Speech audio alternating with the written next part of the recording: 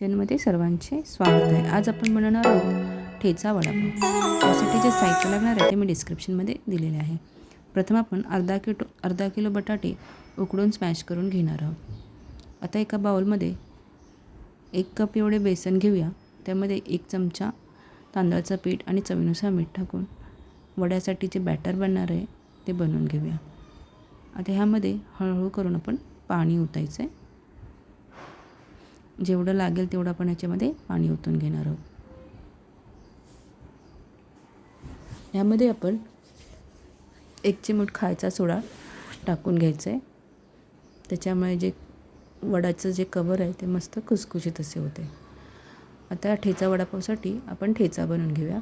एका मिक्सरच्या भांड्यामध्ये 10-12 लसूण पाकळ्या घेणार आहोत. त्यामध्ये 1 इंच आल्याचा तुकडा, कोथिंबीर आणि 7 ते 8 हिरव्या मिरच्या घेणार आहोत. हा ठेचा आपण मिक्सरला पाणी न घालता व्यवस्थित फिरवून घ्यायचा आहे.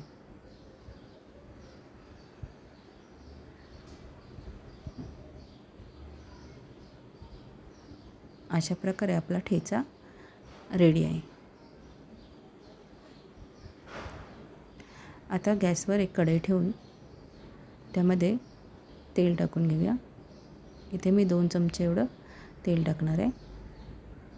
तेल तापत आलं की ह्यामध्ये आपण 1 चमचा मोहरी टाकून घेऊया.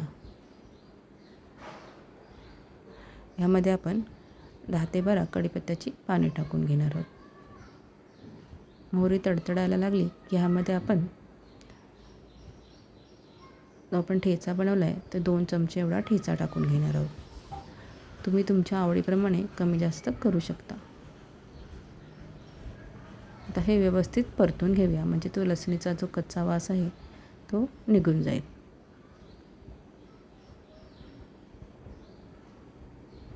ह्यामध्ये 1 चमचा एवढा हळद टाकून घेतली आहे. व्यवस्थित परतून घ्यायचं आहे. आता ह्यामध्ये आपण जो उकडून स्मॅश केलेला बटाटा आहे तो टाकून घ्यायचा आहे.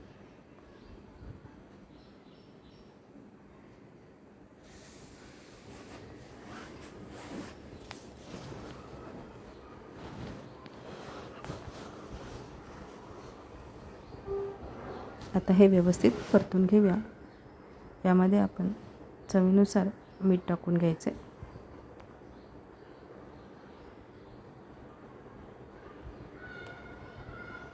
अशा प्रकारे आपल्याला वडापावसाठी जी भाजी लागणार आहे ती रेडी आहे.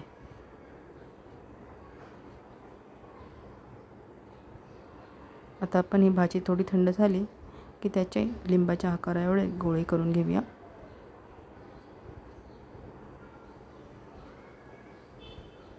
एवढ्या सारणामध्ये 20-22 वडापाव आपले रेडी होतात. आता गॅसवर एक कढई ठेवून त्यामध्ये तेल टाकून घेऊया. आता आपण जे वडे बनवले आहेत ते या बॅटरमध्ये घोळून आपण तळून घेणार आहोत.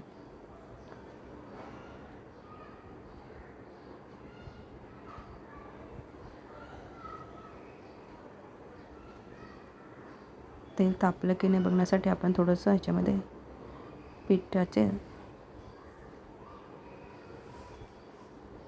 थोडंसं पीठ टाकून घेऊया. अशा प्रकारे आपण चुरा बनवून घेणार आहोत. तो वडापावमध्ये खायला खूप छान लागतो. आता तेल आपलं व्यवस्थित तापलेलं आहे. आता ह्यामध्ये आपण एक वडा घेऊन बेसन पिठामध्ये घोळून घेणार आहोत आणि तेलामध्ये सोडूया. अशा प्रकारे तुम्ही एका वेळेला 2 ते 3 वडे तळून घेऊ शकता. तुम्हाला जर हाताने जमत नसेल व्यवस्थित तर चमच्याच्या साहाय्याने सुद्धा तुम्ही हे करू शकता. वडे तळताना गॅस मिडियम फ्लेमवर ठेवायचा आहे. एकदम फास्ट फ्लेमवर वडे तळायचे नाही आहेत, नाहीतर आतमध्ये वडा कच्चा राहील.